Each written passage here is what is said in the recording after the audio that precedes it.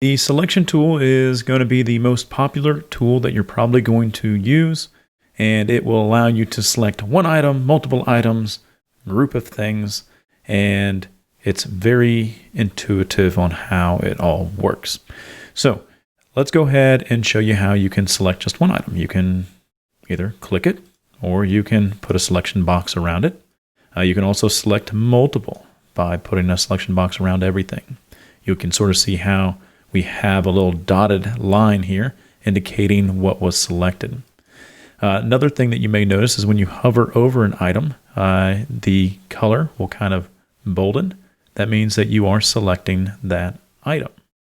Notice this one here, this flower, is really composed of two different shapes. So as I'm hovering over the little circle, it is becoming your focus of clicking. So if I click that, look, I can go ahead and drag it out. So next we're going to talk about these little round circles around the shapes that you saw of the selection. We have two different types of handles. We have the basic, which is what you see right here. We also have advanced, and that is what it looks like. Now the basic, I'll go over that first. We have little circles in each of the corners and then in the middle. This one in the top left gives you free movement, left, right, and all around. So there's no restriction.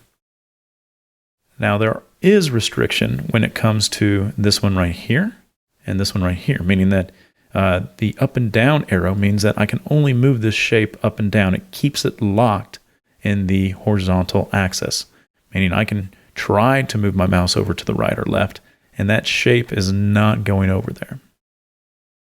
This one over here, I can go left and right, no problem, but up and down, I cannot. So those are the types of tools that could be handy if you're trying to move things and you want to keep it in either the X or the Y axis. Now we also have the rotate, and that is here. So you can see that we are rotating the heart. Now you can also hold the shift button down while you're rotating, and it will do 15-degree increments. So you have snap rotating. Down here we have the free transform. If you want to constrain proportions while you're trying to resize this, you can hold the shift button down, and that will resize it proportionally. So that will come in handy. And then over here we have the rotate, just like we did in the top right. Now let's talk about the stretching. So we do have the ability to stretch in the y-axis.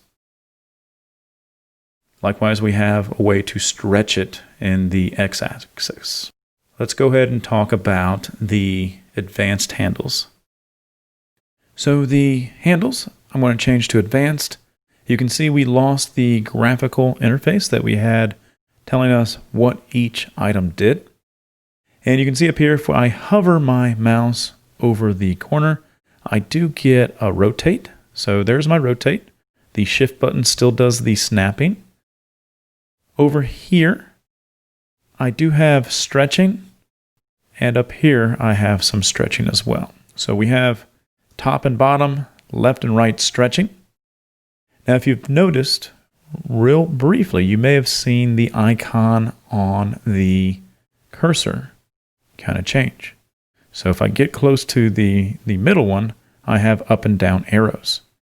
So that is something that is new to the advanced handles that we didn't see on the basic, which is the transform property.